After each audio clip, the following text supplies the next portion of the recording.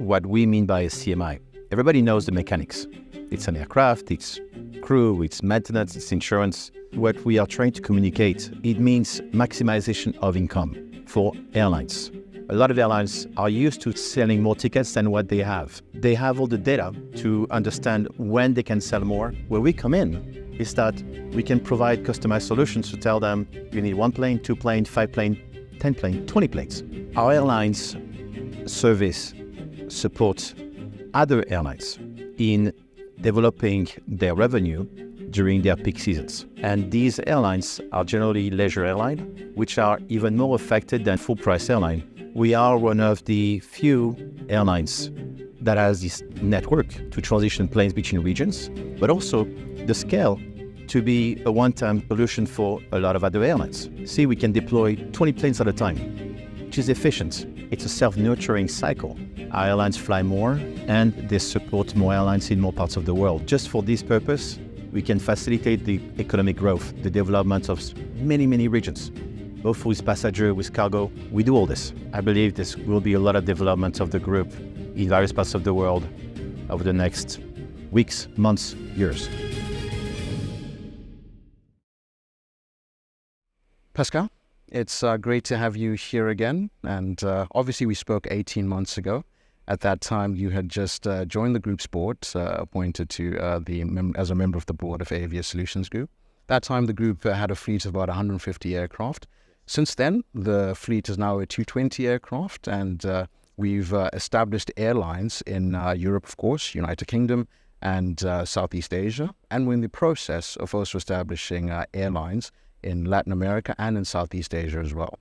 Since then, the term ACMI has grown not just in utilization and not just as a global attention, as a global model, but in relevancy as well today. Why is that? That's a very interesting question, and thank you for asking me this question, Michael.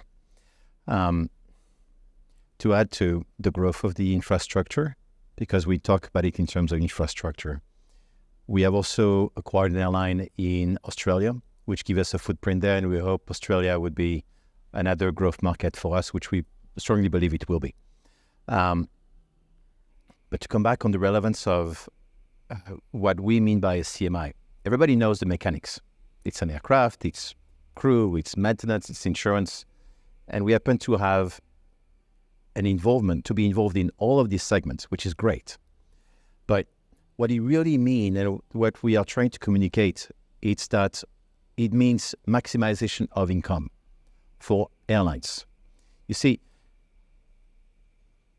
our airlines support other airlines in developing their revenue during their peak seasons. This is when they have the highest yield. This is when they have the highest traffic. But when we look at airlines business, at our business, there's very little we can control with the cost of money.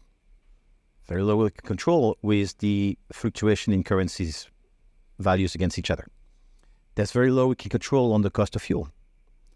There's very little we can control on overheads, parts, and other aspects. The only one that we believe airlines can control to their benefit is utilization. Now, that utilization only works if you get more capacity during the increase in traffic, and that extra capacity gets out of your fleet when the demand goes down. That's where we're coming. We are one of the few airlines that has this network to transition planes between regions, but also the scale to be a one-time solution for a lot of other airlines. See, we can deploy 20 planes at a time, which is efficient. We can afford to have a backup plane, spare aircraft, with spare crew, spare everything to support the business of the airline, just like it would be that airline. We're setting up maintenance organizations throughout the world in order to support our airline with our crew, to support the operation of another airline. So our planes with our airline can fly just as much as the airline customer. So we can be better integrated into that airline's operation. If we're better integrated, we fly more. They generate more revenue, we generate more revenue. It's self-serving and it's useful. And that's how the group has been transforming and will keep transforming towards becoming even more relevant to the airline customers of the group. Looking at that, the snapshot that you've just given us of the benefits of, ACMI, who stands to benefit most from implementing or practicing using this model within their operations? I would say every airline, specifically the ones that, because every airline's business is affected by seasonality, no matter what. So the airlines, though, that will benefit the most are the airlines that have been developing a low-cost carrier inside of their airline group. Our planes are made to fly for these low-cost carriers, and because they are in single class for the most part. We're considering other aspects, but for the most part, they're in single class, high density.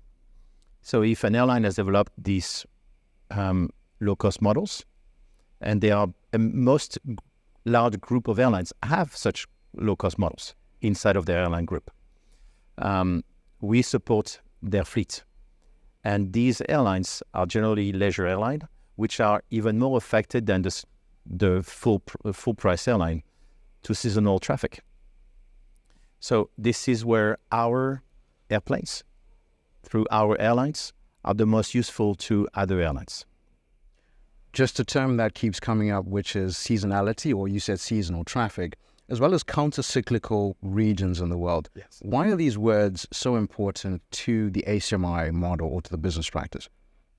Well, in order for us to provide a good service, and to make money, which is the end game, we need to increase the number of hours we fly.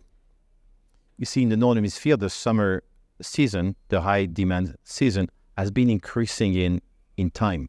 It used to be July, August, then it became middle of June to middle of September. Today, it seems that it has increased from April to October. So that's great. But then it leaves the other period of the year with less flying. But that's only because it's less flying in the Northern Hemisphere. Our airlines are just as affected as the other airlines that sell tickets, because that's what our airlines don't do. We don't sell tickets. See, scheduled carriers in the Northern Hemisphere, they make money during that extended summer period, and then they spend money the rest of the year, as we do. Except that if we want to go beyond that model and provide more flexibility using our plane, which frankly is also better from an environment perspective, we need to find business for our plane in other parts of the world. And let's say we want to open Brazil. We are opening Brazil. Brazil will be counter-cyclical because the high season there is during November to February, which is their summer. So if we are successful at developing a business in Brazil to support airlines throughout South America, it's going to be called Avion Express Brazil. And we already have an organization. The AOC Air Operating Certificate is almost there. And we have selected planes to go. It's very close to becoming a reality. We could actually move those planes later on, after they finish their season in Brazil, to Europe to support the higher traffic in Europe. The same thing with Southeast Asia. Southeast Asia high traffic is between December to April.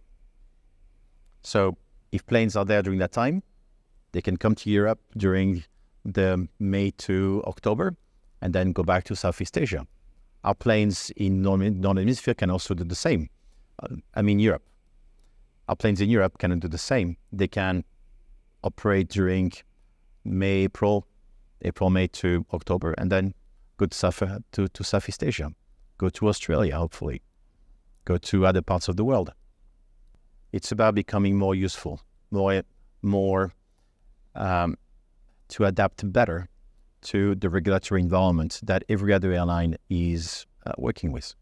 Now, you've also mentioned the infrastructure all around the world, this AOC infrastructure that the group is building all around the world, Latin America, Europe, Southeast Asia, and Australia as well. What's the benefit for the customer? I mean, why the infrastructure all around the world? Why not just have one AOC in one central location? From a regulatory perspective, there are parts of the world where the regulator do not allow ACMI. They just don't. So that business cannot be developed unless you have an AOC on site. But that's Thailand. It's embryonic, and the group has been working with the regulator there to develop their perception, and hopefully one day allow it in a bigger scale. Now it's allowed, but only on some very specific requirements. We're setting up an AOC there because we want to get access to that market. We believe there's a lot of required extra capacity. It's highly seasonal. And because we will have an airline, we'll have also executives that can interact with the regulator, with the authorities, with the other airlines to promote the business of ACMI, which will be aircraft capacity maximization income. These airlines, because they have a seasonal traffic, when we bring extra capacity, they'll be able to prepare for that extra capacity and hopefully make a lot more money.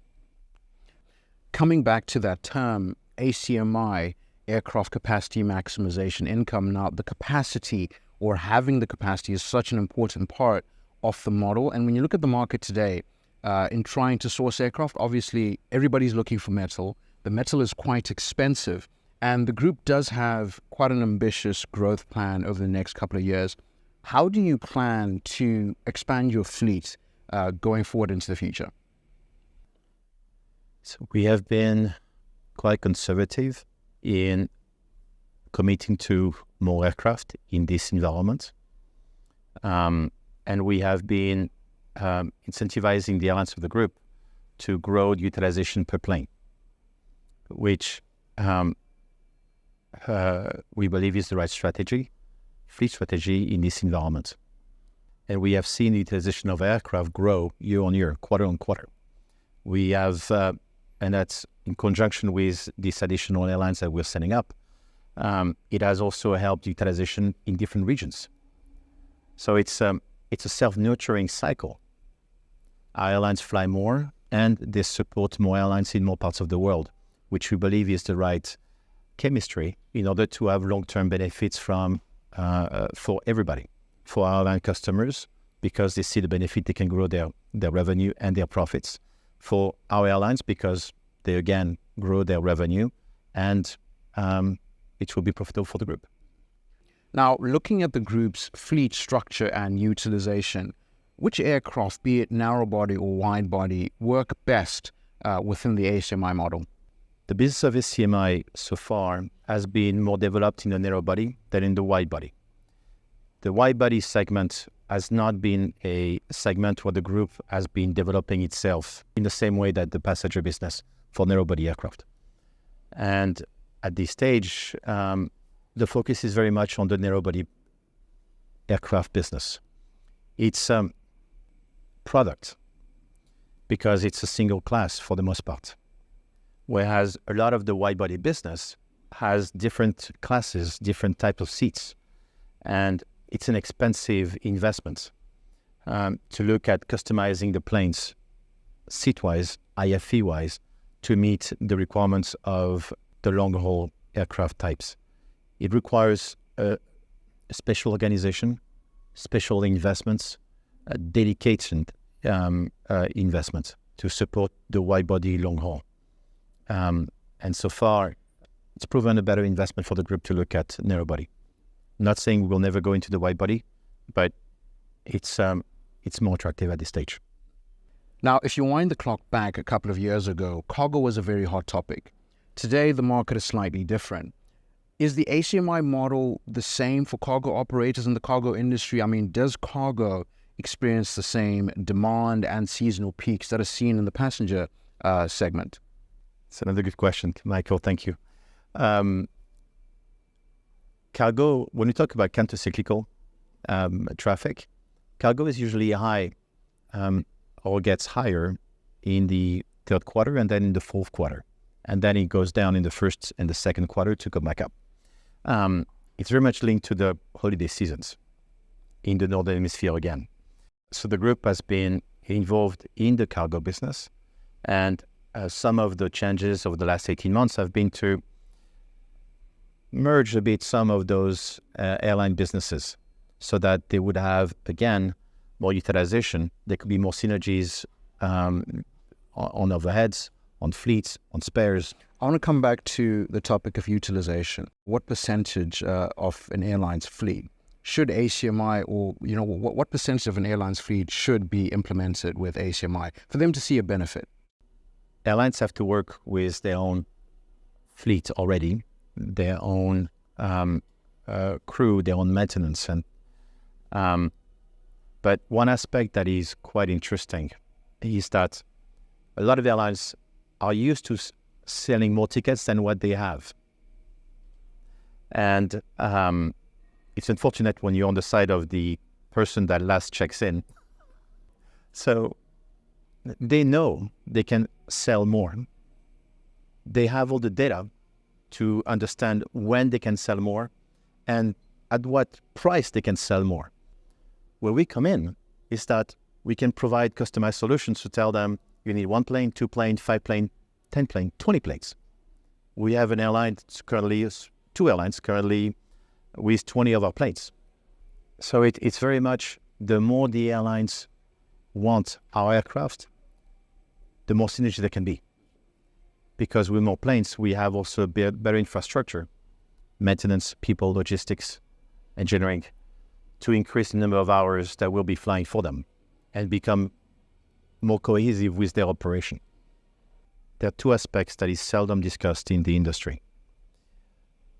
One is that everybody seems very happy about 80% load factor. What it really means is that 1 plane out of 5 flies empty. Is it a really good use of the aircraft? It certainly can make money. And that generally happens during the low seasons because airlines need to keep operating their planes. Maybe through ACMI, there can be less of that. And that's how some airlines will have a higher average load factor. And that will make more sense from many, many aspects. Profitability of the airline, for one, for sure. But there's another one that is just as important. Airlines have taken on board a lot of debt. A lot of planes are being delivered to the airlines, which will require airlines to raise more capital. It could be that ACMI can be used also to as a way for airlines to generate more profitability. And thanks to that additional profitability, it helps them reduce the amount of debt that they have on their books, which will facilitate the raising of more capital. And maybe because they have a stronger balance sheet, it would also be at a low cost of capital. I hope that it will be perceived in that way, because that is a constructive way and it's reasonable way to look at the usefulness of our business towards other airlines involved in taking people from A to B just as safely and making money from that business. Looking forward into the next 36 months or so, firstly, what are the group's plans, fleet development and expansion, and how do you think that the industry how will the perception of ACMI develop within the industry? So there's 2 aspects of the question. The first one, we're going to remain cautious on increasing the fleet. We're going to become even more cautious as to how we manage the fleet. And the group is investing in more IT solutions to help all the airlines of the group to better manage the assets and have a more efficient communication with the lessors that are, we are very grateful to all the lessors that are supplying aircraft to our group and other participants in the industry, so that they have a better perception of our business. And then on the perception of our business with regulators, with financial partners, with governments, other airlines that currently are not using ACMI, there's a lot of work being done with them. So they understand the benefits of our solutions. They understand the economic impact of our solution. I mean, you mentioned passenger and cargo, we're talking about combining. There are a lot of parts in the world where they need solutions to increase the transportation of people and the transportation of goods, where you can do a journey taking you several hours or several days in a bus. And in order for you to go back and forth to get goods from a market and bring those goods back to where you'll be commercializing those goods, can take a week. It will take a round trip within the same day with a plane. Your goods are going to be transported separately from you. In the plane, they can go very quickly in the belly of the cargo. Some airlines in some parts of the world sell those prepackaged bags where you can load them with 40, 50 kilos, and they sell them at $250 per package. And you see them at the airports. This is all individuals that have a small business that go to a market to get goods and bring them back to their market so they can trade. But with the conventional way of going through a bus or a truck, maybe they do one round trip a week, maybe 3 days, 4 days. The plane, they will do it with 1 day. They accelerate that growth. They accelerate that economic impact. This is an enormous benefit of aviation, and it is not spoken enough. It goes beyond airlines. It goes beyond regulators. This is affecting real people that have small businesses, and it's accelerating their reach, accelerating their business. And I'd love to talk more about this.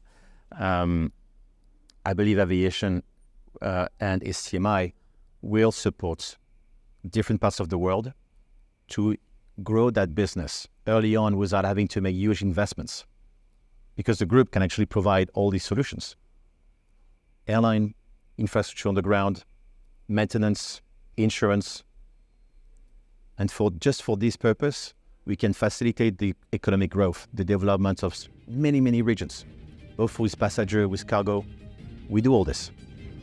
And I believe this will be a lot of development of the group in various parts of the world over the next weeks, months, years.